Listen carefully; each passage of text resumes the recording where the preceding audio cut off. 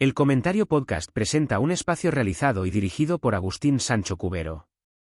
Corría el año 1903 en la ciudad de Guanajuato, un lugar donde la tierra parecía exhalar un aliento de plata y el eco de los picos contra la piedra resonaba, como el latido de un corazón gigante, enterrado bajo los cerros. En aquel entonces, la opulencia de la minería contrastaba con la miseria que caminaba por las calles empedradas, arrastrando sus harapos entre la elegancia de los palacetes de cantera rosa. Era en este escenario de luces y sombras donde se erguía la casona de la calle de la Sangre de Cristo, un edificio imponente de muros gruesos y ventanas que parecían ojos vigilantes. Allí vivían las hermanas Aranda, 4 mujeres que la sociedad local consideraba pilares de la virtud y la caridad cristiana. Esperanza era la mayor, una mujer de gestos precisos y mirada gélida que manejaba los destinos de la casa con mano de hierro. Le seguía Dolores, siempre envuelta en velos negros y con un rosario cuyos granos de madera chocaban entre sí como pequeños huesos. Remedios se encargaba de los aromas de la cocina, pero bajo el olor a canela y chocolate se percibía a veces un rastro metálico y frío. La menor era Consuelo, cuya sonrisa era tan constante como falsa, un velo de seda sobre una voluntad de granito. Juntas habían convertido su herencia familiar en una pensión exclusiva para mujeres jóvenes que llegaban a la ciudad buscando un futuro mejor. Para las muchachas que descendían de los cerros o llegaban de estados vecinos, aquella casa representaba un puerto seguro frente a la intemperie del mundo. María Guadalupe Hernández, una joven de apenas 17 años que había caminado 5 días desde su natal Michoacán, fue una de las que cruzó aquel umbral de madera maciza. Llevaba consigo una maleta de cartón, 3 pesos de plata y un corazón lleno de promesas. Fue recibida por Dolores, quien anotó su nombre en un cuaderno de pasta dura con una caligrafía perfecta, casi quirúrgica. En aquel momento, María no sabía que su identidad pasaba a formar parte de un inventario de mercancías. La casona funcionaba con una disciplina monástica, donde el silencio era la norma y la obediencia la única moneda de cambio. Las reglas estaban escritas en una pizarra y se cumplían bajo la amenaza de la expulsión. Despertar a las 5 de la mañana, desayuno comunitario, salida al trabajo y regreso antes de las 8 de la noche para el rosario obligatorio. Sin embargo, María pronto notó que las cuentas no cuadraban en aquel refugio de santidad. Había camas que amanecían vacías y rostros que desaparecían sin que nadie pronunciara un adiós.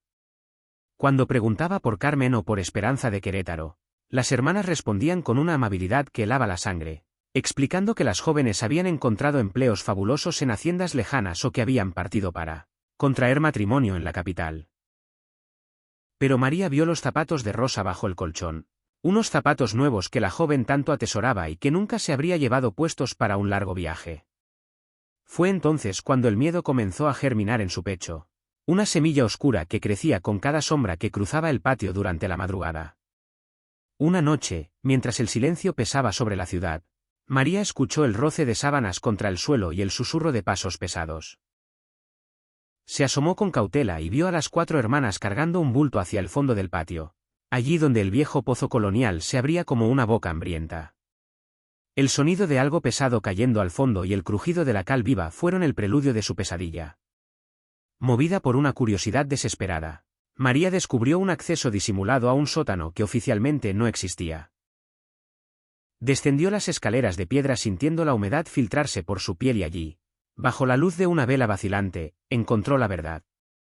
El libro de beneficencias no era un registro de caridad, sino un libro de contabilidad de la infamia. En sus páginas se detallaban precios, nombres de clientes poderosos y fechas de entrega. Políticos, jueces y empresarios de la ciudad aparecían como compradores de carne humana. Las hermanas Aranda operaban una red de trata que convertía la vulnerabilidad en oro. Aquellas que se resistían o que ya no eran útiles terminaban sus días como una entrada más en la columna de eliminaciones necesarias.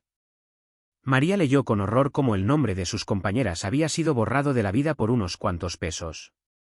Comprendió que la casona era una trampa de cantera y que ella era la siguiente en la lista. El tiempo se le agotaba, pues Dolores ya la observaba con una intensidad distinta, una mirada que evaluaba su valor en el mercado de la deshonra.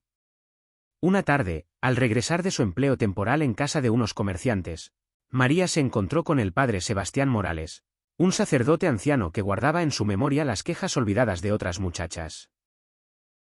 Con la voz quebrada, María le entregó las notas que había copiado del libro prohibido, revelando el mapa del horror que se escondía tras los muros de la calle de la Sangre de Cristo.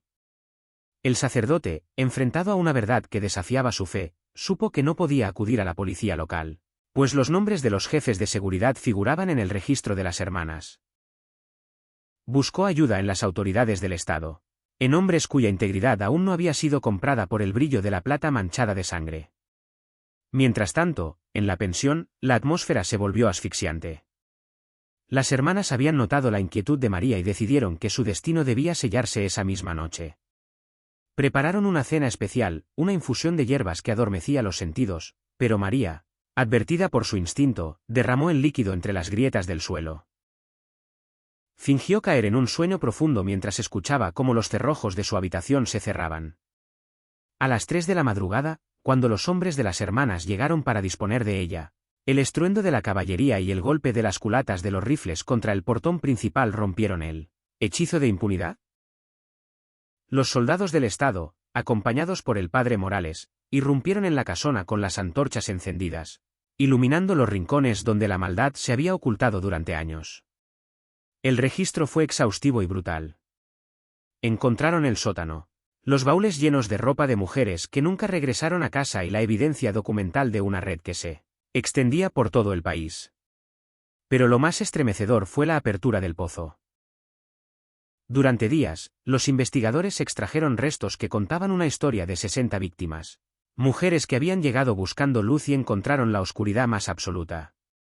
Las hermanas Aranda fueron arrestadas en medio de un silencio sepulcral que solo se rompía por el llanto de las inquilinas supervivientes. El juicio 1903 fue el más escandaloso de la historia de Guanajuato, revelando que la virtud pública de las hermanas era solo el envoltorio de una depravación sin límites. Fueron condenadas a la pena máxima y ejecutadas en una mañana gris, frente a una multitud que no podía creer cómo el mal había caminado entre ellos con el rosario en la mano. María sobrevivió para contar la historia, para asegurarse de que los nombres de sus amigas no fueran solo una cifra en un libro de contabilidad. La casona fue demolida y el pozo sellado con cal y piedra, pero la leyenda de las hermanas del horror persistió en el tiempo como una advertencia sobre la hipocresía humana.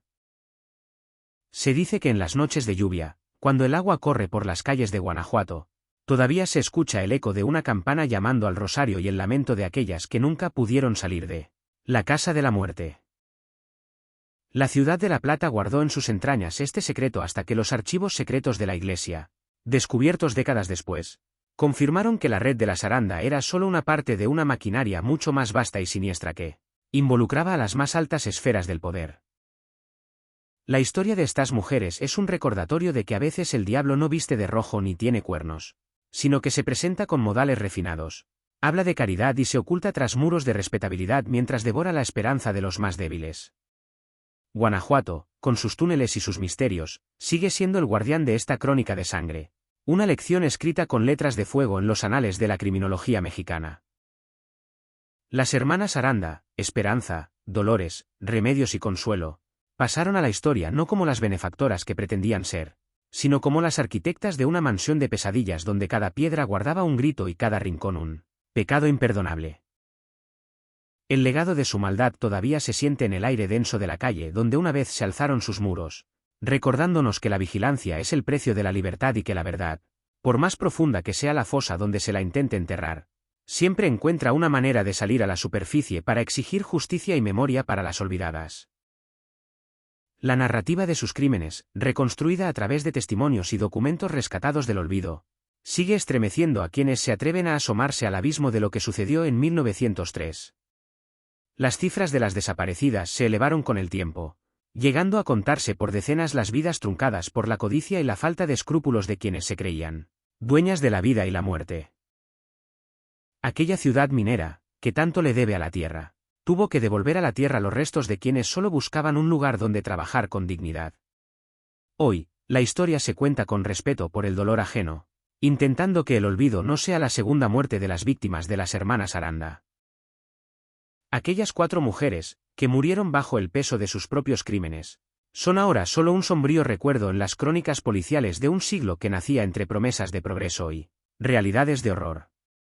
La casona desapareció, pero el eco de su infamia permanece en cada relato que se hace sobre el pasado de Guanajuato, una ciudad que brilla por su plata pero que también conoce el color de la sangre derramada en silencio. La valentía de María Guadalupe Hernández sigue siendo el faro que ilumina esta oscuridad, recordándonos que una sola voz, cuando es portadora de la verdad, puede derribar los muros más sólidos de la corrupción y el engaño. Así termina este recorrido por los pasillos de la casona de la calle de la Sangre de Cristo, un viaje a las profundidades de la psique humana y a los límites de la crueldad, donde la esperanza fue vendida al mejor postor y la muerte fue el único salario para quienes solo deseaban un trozo de pan y un techo bajo el cual soñar. El tiempo ha pasado, las piedras se han erosionado y los nombres en los libros de contabilidad se han borrado, pero el relato de lo que allí ocurrió sigue siendo necesario para entender que la caridad sin justicia es solo una máscara para el verdugo. Guanajuato sigue siendo hermosa, con sus plazas y sus leyendas, pero en una esquina de su historia siempre habrá un lugar reservado para las hermanas Aranda y las sombras que dejaron a su paso, un rastro que ni toda la plata del mundo podrá limpiar jamás de la memoria colectiva de un pueblo que aprendió, de la manera más dolorosa, a desconfiar de las apariencias y a valorar la vida por encima de cualquier conveniencia social o política. Las hermanas Aranda, con su final trágico y merecido, cerraron un capítulo de terror que marcó el inicio del siglo XX en México, dejando una herida que solo la verdad pudo comenzar a sanar, aunque las cicatrices todavía sean visibles para quienes saben mirar más allá de la superficie de las cosas y encuentran en el pasado las claves para un presente más justo y humano. La historia es un maestro severo que no permite que los crímenes del pasado se borren con facilidad, y el caso de las hermanas de Guanajuato es una de sus lecciones más duras y persistentes sobre la naturaleza del mal y el poder de la redención a través de la denuncia y el coraje de los inocentes. Que este relato sirva como homenaje a todas aquellas mujeres cuyos nombres se perdieron en el pozo de la indiferencia y que hoy, gracias a la memoria, recuperan un lugar en la historia de una ciudad que nunca las olvidará por completo mientras haya alguien dispuesto a contar su verdad frente a la oscuridad del tiempo y el silencio de las piedras que una vez las vieron desaparecer sin dejar rastro alguno más que el de su propia ausencia dolorosa en el corazón de sus familias lejanas. Espacio realizado y dirigido por Agustín Sancho Cubero.